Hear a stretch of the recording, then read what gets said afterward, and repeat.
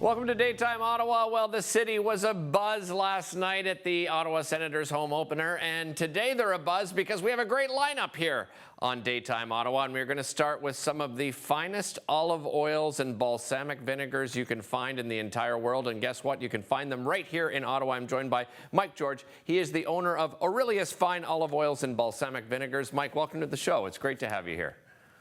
Hey, thank you, Derek. Really appreciate you having me on. Oh, it's a pleasure. Give me a little bit of the history behind the business, Mike. Yeah, for sure. So I started bringing olive oil in from where my family lives in Italy, a small village just north of Rome, a small little community mill. In 2016, I decided to see if it would be interesting for Canadians and people in Ottawa. And it kind of took off from there and got in a few nice restaurants here in Ottawa, and then doing a bunch of markets on weekends. Did that for a couple of years while working full-time in the military, and then decided to give it a go and go full-time in 2018. And I opened up my shop here in Wellington West, where we have up to 40 different flavored oils and balsamics, to include also my exclusive small batch products, which really separate me from most other stores like this. Yeah. Tell me about the small batch products and what makes them so unique. Because olive oils and balsamics now, it's almost like wine and beer, right? Where there's a real difference between them, and people should really know that, right? Yeah, absolutely.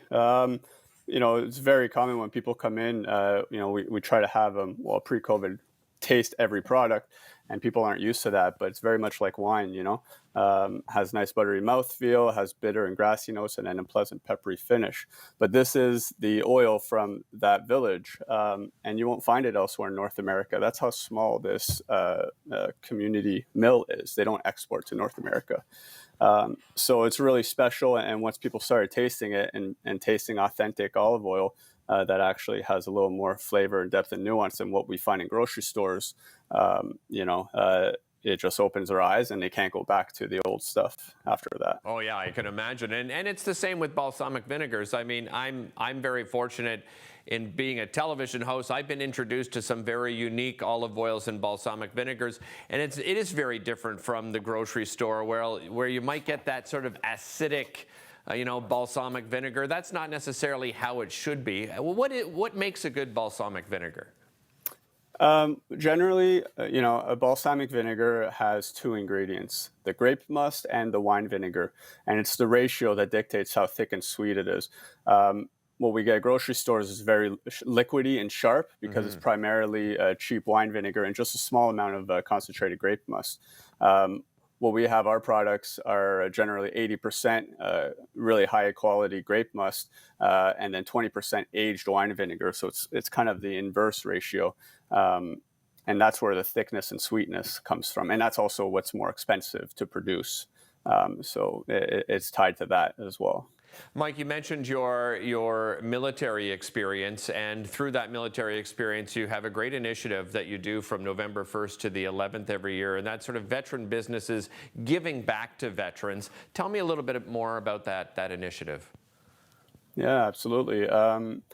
So, it's very important to me to be able to kind of support and also promote good work that people are doing in different charities and nonprofits. So what I decided to do a couple of years ago was to donate 5% of my sales from the 1st to the 11th in that remembrance day period to a group that I know well because they're all currently serving members, but they go on their own and they do a backcountry therapeutic adventure training, or not training, but an event for over a week where they bring people, first responders and veterans, dealing with mental health issues, PTSD and things like that.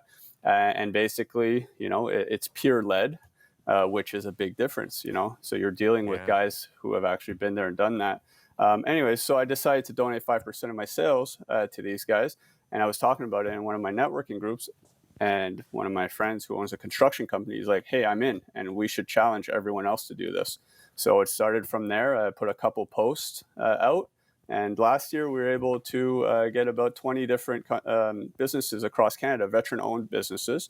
And we raised about $20,000 for these guys. So this year, we're really trying to keep that momentum going and yeah, let as many people know, and other veteran business owners. If you want to get on board, just send me an email, and whatever you can afford, between $75 to $2,000, it doesn't matter. It's just the act of being able to support ourselves, which is really important, I think. Mike, how do you go about sourcing your products? Is there a lot of travel involved, or do you work with different distributors in Canada? So basically, I have two categories. I have my exclusive small batch products, and that's the olive oil from where my family lives in that village. My uncle uses that village to make his own personal oil, so we had a relationship with the mill. And also, my small batch balsamic is from a production that we found ourselves when we were traveling in Italy in 2017. But the remainder of the products, with the flavored oils, like what you're seeing here with the apricot white balsamic, that all comes from a really great partner that we have in California, actually. And what they do is they source really high quality productions across the world. They bring it to California and they flavor it with extremely high quality flavorings, and then distribute it to shops like me throughout Canada and the States. Our supplier, however, you won't find anyone using that in the immediate surroundings, but it's a pretty special kind of production that they make, and they really focus on really high quality base ingredients, which is what makes the big difference when someone tastes the product. I was telling you, I mean, you're not far from our station here, and off camera, I was telling you, my wife, as soon as she found out, one of the guests was you that I was going to be interviewing today, she said, okay, you've got to pay them a visit, so I will definitely pay you a visit. Mike, thanks so much for joining us. Absolutely, thank you.